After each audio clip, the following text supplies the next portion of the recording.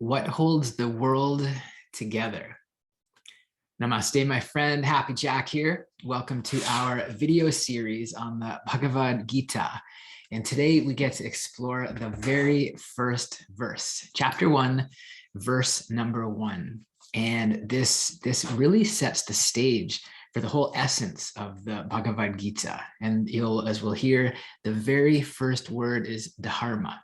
Dharma, your duty, your righteous duty, and that really becomes the theme of this canonical yogic text. But let's experience it as it was intended, as the Sanskrit mantra. So sit up straight and close your eyes. Enjoy a deep inhale. Exhale, clearing breath. Dharma-kṣetre, kuru-kṣetre, samavetā, yuyutsavaḥ, māmakāḥ, pāṇḍavāścaiva, kimakurvata, Sanjaya. Namaste.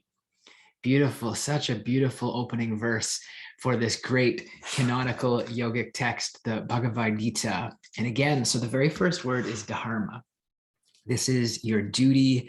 This really, dharma can also be loosely translated as what holds the whole world together. When we as individual souls, when we do our right duty, when we take the right actions, this is how the world works. And of course we see, and at many times, at many instances throughout our lives, when individuals, leaders around the world are not living through right dharma, right? That the world becomes in chaos, it becomes in conflict. And so this is really the theme of this great yogic text. But let's break it down. So it says dharma-kṣetre, kuru-kṣetre. So in the field of dharma, in the field of kuru, this is a very holy land, and this space is set up for the land, the space of dharma.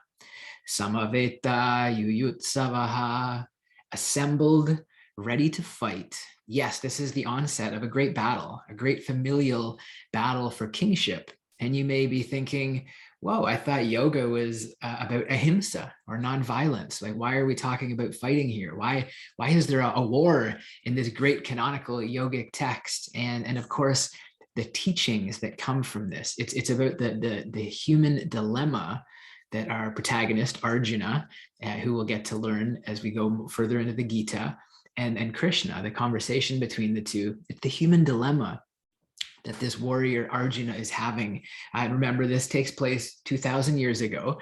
So in the context, this internal conflict and struggle is going on at the onset of the battle.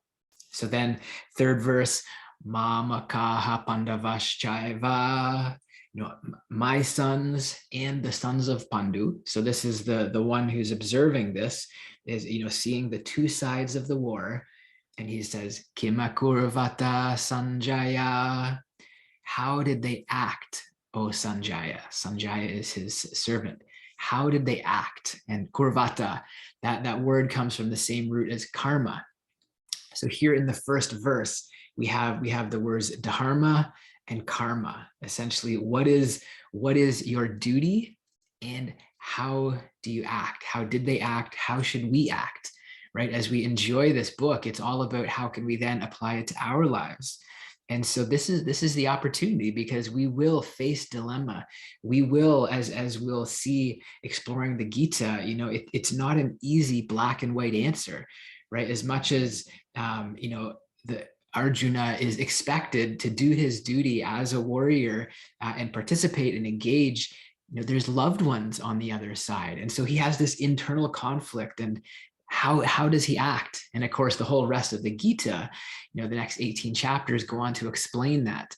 But it's so applicable for us, and really thinking about, like, how can we act in each situation with our family members? Perhaps if at some point a family member or a loved one says something that you disagree with, or maybe even triggers you inside, or if things don't go as expected with a health challenge, with a financial setback, with work-related incident, we learn these tools from this beautiful, amazing yogic text of how to act, first of all, what is our personal dharma and how to act in each situation.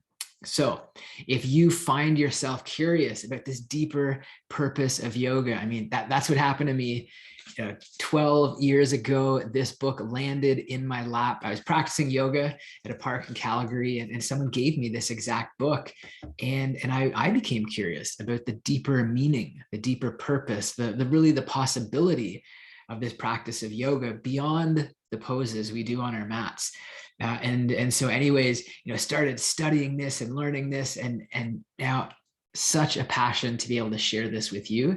And I have a really cool free gift for you if you're interested. Created a really powerful, effective video that's going to support you in bringing more integrity into your life, into your yoga practice, into your lifestyle as a yogi. And it's one of the most popular training videos from our 200-hour yoga teacher training. And I'd love to gift that for you. So if you're interested and you'd like to check it out, just click the link in the description below. I will send that off to you for free. And really the main thing though is I encourage you to continue your svadhyaya. And that's the Sanskrit word for your self-study. Whether it's this particular book, the Bhagavad Gita, whether it's the Yoga Sutras, the Bhagavata Purana, there's many great yogic texts out there, and really invite you to keep being curious, keep being hungry, keep learning, keep exploring, and I'm sure it will cross paths again soon. So if you enjoy this video, click the like button, leave a comment, let me know another verse that you'd love for me to break down and to explore within the Bhagavad Gita. You can click the subscribe button, and then you get notified anytime we upload a new video. And the main thing, make it an amazing rest of the day. We'll see you soon, my friend. Namaste.